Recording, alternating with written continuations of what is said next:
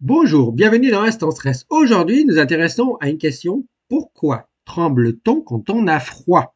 Et pourquoi, en fait, c'est bénéfique pour la chaleur dans notre corps? Eh bien, en fait, quand on tremble, quand il fait froid, c'est parce que notre corps déclenche ce qu'on appelle de la thermorégulation et même de la production de chaleur, de la thermogénèse.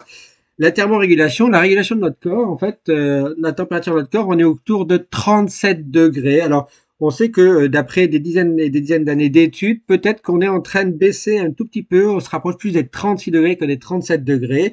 On ne sait pas pourquoi. Peut-être que c'est lié à l'activité de notre système immunitaire. On a un système immunitaire qui travaille un peu moins. Et donc, le système immunitaire, comme il demande beaucoup d'énergie, l'énergie est associée à la production de chaleur avec nos petites mitochondries. Eh bien, en fait, moins de système immunitaire, moins d'énergie et donc un peu moins de chaleur. Mais il pourrait y avoir d'autres explications, on ne sait pas encore. Alors, la production de la chaleur, c'est la thermorégulation, c'est de l'endothermie. Ça, on tremble parce qu'en fait, ça va entraîner une stimulation de tout notre système vasculaire qui va se contracter. On appelle ça de la vasoconstriction. Cette vasoconstriction va permettre de stimuler toute la synthèse d'énergie et donc de chaleur, la thermogénèse. Et donc ça, c'est lié aussi à des contractions musculaires. C'est pour ça que l'on tremble. Les muscles se contractent et donc les muscles sont rempli de ces petits radiateurs qu'on a dans toutes les cellules du corps humain, sauf les globules rouges, mais dans tous les organes, on a des petits radiateurs qui produisent notre énergie de tous les jours, qui produisent notre chaleur, qui permet qu'on soit à 37 degrés. Je vous en parle depuis tout Instant Stress, ce sont les petites mitochondries. Les petites mitochondries, ce sont des petits radiateurs cellulaires qui consomment l'oxygène, un peu de sucre, qui sont aussi une source de stress, des molécules réactives du stress qui nous oxydent, les oxydants.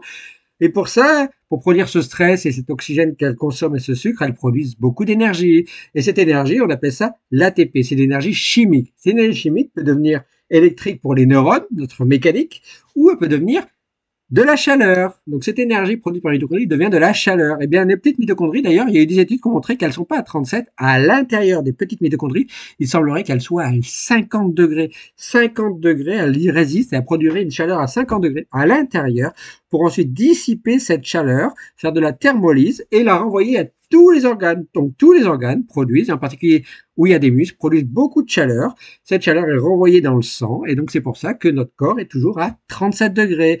Et quand on a froid, que la température de notre corps baisse, nos muscles contractent, notre système vasculaire se contracte, on a une vasoconstriction, ça stimule cette thermogénèse, ça stimule à la fin de la fin de la fin les petites mitochondries qui répondent en faisant beaucoup de chaleur. Et donc cette chaleur est libérée. Et donc après, vous avez ce qu'on appelle une vasodilatation, les vaisseaux qui s'ouvrent et qui libèrent beaucoup de chaleur à tous les organes. Et le cœur envoie ça avec son activité cardiaque partout.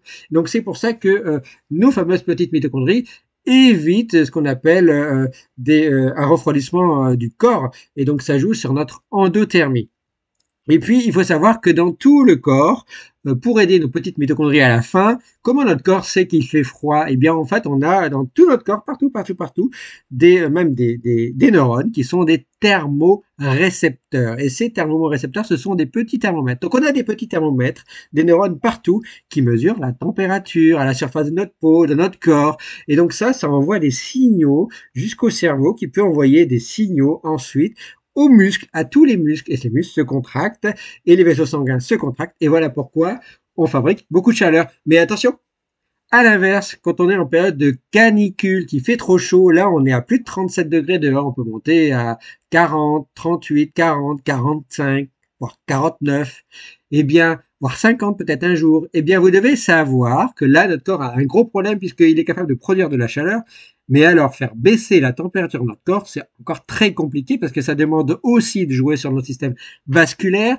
ça demande aussi de jouer sur notre système cardiovasculaire et à la fin sur freiner nos petites mitochondries. C'est pour ça qu'en période de canicule, en plus, souvent on a tendance à se rafraîchir et le pire du pire du pire, c'est quand il y a la canicule et que c'est humide. Parce que l'humidité, ça empêche notre corps de mieux faire de la thermorégulation, de mieux réguler les échanges de chaleur entre l'extérieur et l'intérieur. Et alors là, on va finir par, en gros, on étouffe, on a trop chaud, donc on est fatigué, on ne peut plus sortir, on ne sait pas quoi faire, notre cerveau est un peu embrouillé. Eh bien, c'est l'effet de la chaleur qui qui perturbe à la fois notre cerveau, nos petites mitochondries. Donc c'est pour ça que c'est très très très compliqué. C'est pour ça qu'on dit qu'il faut s'aérer, il faut pas faire de sport en faire de canicule, et il faut faire attention à notre alimentation, pas boire trop glacé pour éviter un choc également thermique dans nos intestins qui pourrait ensuite dérégler nos thermorécepteurs. Donc voilà pourquoi il faut faire très attention quand il fait très chaud et c'est très compliqué à gérer. C'est aussi compliqué à gérer quand il fait très froid.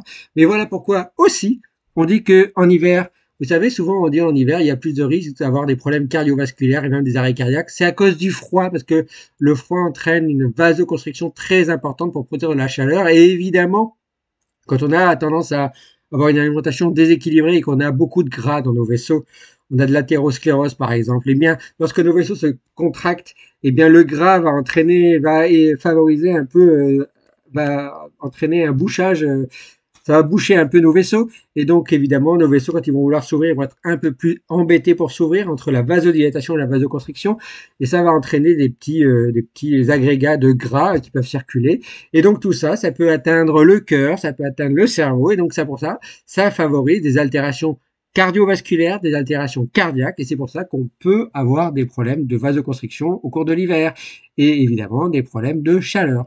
Voilà, vous en savez un peu plus sur cette thermorégulation et pourquoi en fait on tremble en hiver quand il fait froid. Merci à vous, ciao.